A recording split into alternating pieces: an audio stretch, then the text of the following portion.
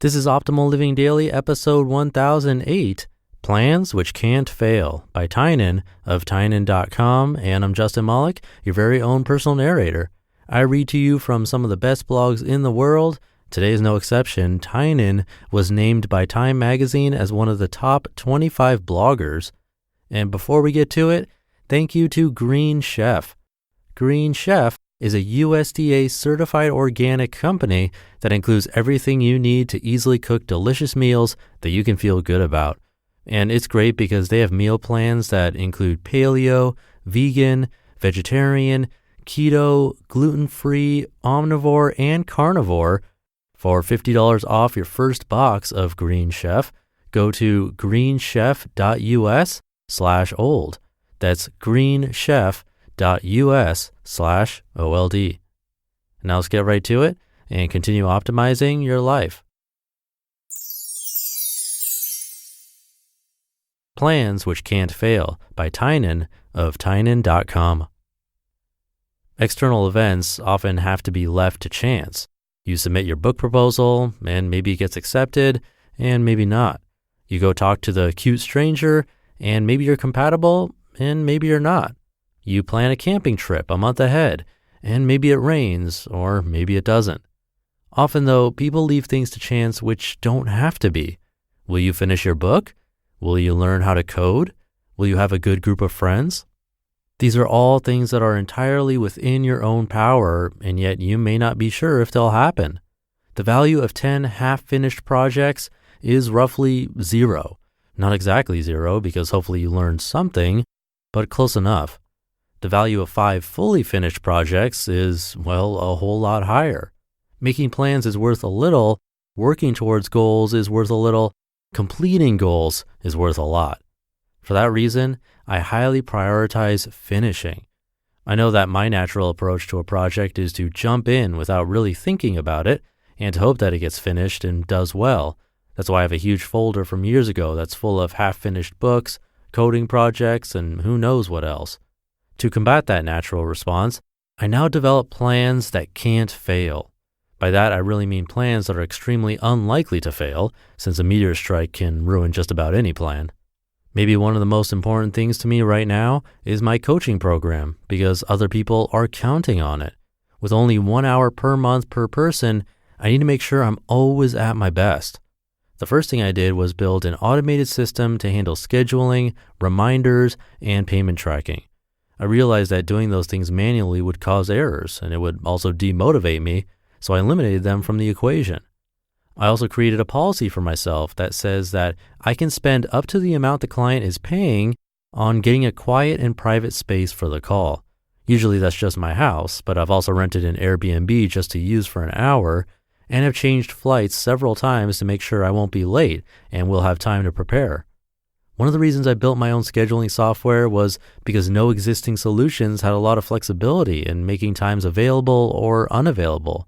With mine, I only open up hours where I know I can be at my best. I skip the first couple days of a big time zone change and avoid early or late hours of days where I'm not sure what my sleep schedule will be. I also have certain procedures for taking notes during calls, reviewing those notes, and taking time to look for patterns between clients. All of that doesn't mean that I'm a perfect coach for everyone or that everyone is in a financial position to get their money's worth from it. But it does mean that I'm always able to deliver my best. Contrast that to a more moderate approach where I handled scheduling by email, made calls from wherever I was, and didn't analyze my schedule 2 months in advance. I'd probably get burnt out pretty quickly and would probably show up tired sometimes. Instead, I thought about everything that could go wrong and created a plan that couldn't fail. To take a totally different example, think about dating. Most people go through their dating lives totally haphazardly. I used to, but then realized that that was a plan that could fail. So I signed up for 3 different dating sites, went on them every day, and went on dates with anyone I couldn't rule out. Once I knew that they couldn't be a long-term match, I'd break up even if I really liked them, because I knew that was taking time and attention away from people I could date. Most people wouldn't do that. When I met my current girlfriend, I allowed myself to make her a top priority very early on. I spent all of my free time with her while she was in Vegas, and then I flew to visit her in Texas 10 days later. Since then, I made time anytime she was available to travel to see me, and even went to China with her a couple weeks ago. Hopefully it goes without saying that you need to have a high level awareness to give someone that much attention and not have it be smothering or counterproductive. While it's possible things could fail with my current girlfriend, I hope not, this approach virtually guarantees that I'll end up in a happy relationship. A final example is some of the real estate purchases I've made. So far I've bought an island, a flat in Budapest, and a chunk of a Vegas neighborhood with my good friends. Many people predicted that these things would be total disasters, but each has been literally completely conflict-free. Why is that?